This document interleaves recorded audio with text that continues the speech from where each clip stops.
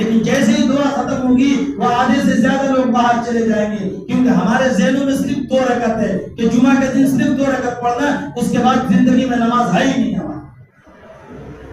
ہم تو سمجھتے ہیں اور یہ بھی کیا ہے، صرف مسلمان کا دعویٰ ہے، مسلمان ہونے کا دعویٰ ہے کہ ہم مسلمان ہیں، 2 رکعت نماز پڑھتے ہیں جمعہ کے دن۔ ووٹر لسٹ میں صرف نام ہے، مومن نہیں ہے۔ ارے جس کی زندگی میں نماز نہیں وہ مسلمان کیسے ہو سکتا ہے؟ اللہ کے نبی صلی اللہ علیہ وسلم نے تو فرما دیا کہ نماز کا درجہ اسلام میں ایسا ہے جیسے بدن کا درجہ سر میں، سر کا درجہ بدن میں ہے کہ سر ختم بدن ختم، جسم ختم۔ سر اگر کاٹ دیا جائے تو جسم باقی رہے گا؟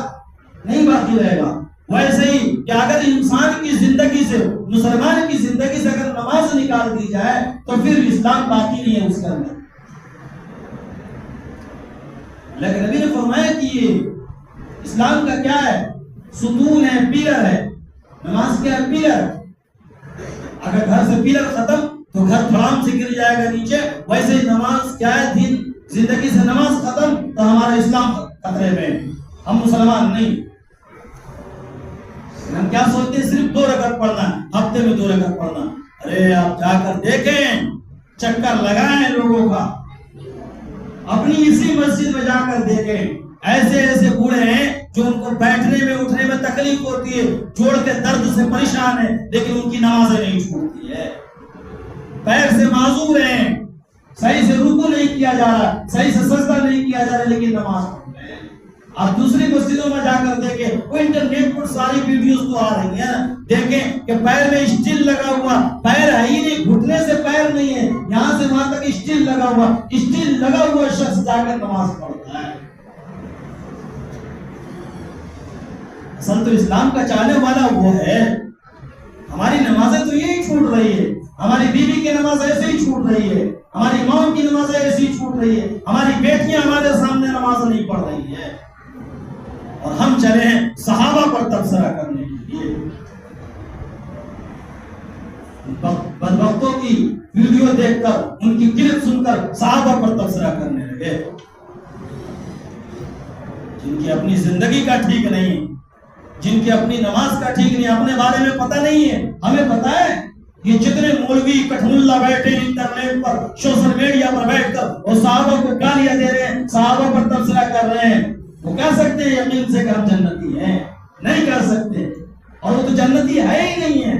کہ جو صحابہ پر تبصرہ کرے اس کے بارے میں تو مسلمان ہونا لکھ دیا جائے گا، وہ کافر ہے، مسلمان نہیں ہے، اور جنتی کی تو بات دور کی ہے۔ جہنمیوں کی بات سن کر اپنی جنت برباد کر رہے ہیں ہم، ان کی بات سن رہے ہیں ہم، جو جہنمی ہے،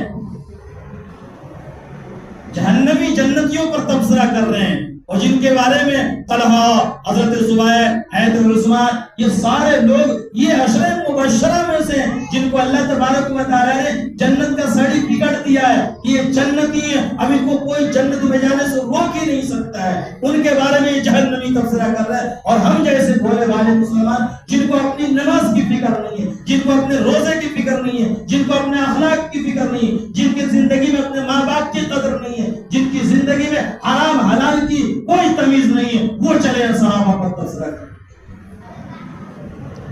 یہ تھوڑی سی نیکی جو کما رہے ہیں نا، برباد نہ کریں اپنی نیکیوں کو۔